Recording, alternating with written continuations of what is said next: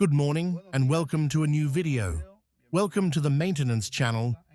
Today, I'm going to show you how to reset the maintenance light on a 2018 Toyota Camry. First, let's start with a quick look at the display. It may look a little dusty, but no worries. I'll show you exactly how to clear that maintenance message. Now, to begin, press the back arrow button. This is the only button we'll need right now. Press it, and something will pop up on the screen. Next, use the right arrow until you find the menu labeled Settings. It should appear on your screen soon. Just keep an eye out for it. Once there, you'll see a gear icon. With the down arrow, scroll down until you reach Vehicle Settings.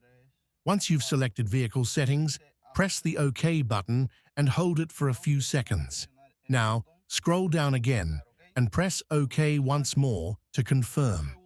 You should see a message asking if you'd like to reset the maintenance data. Press OK to confirm, and the reset will begin.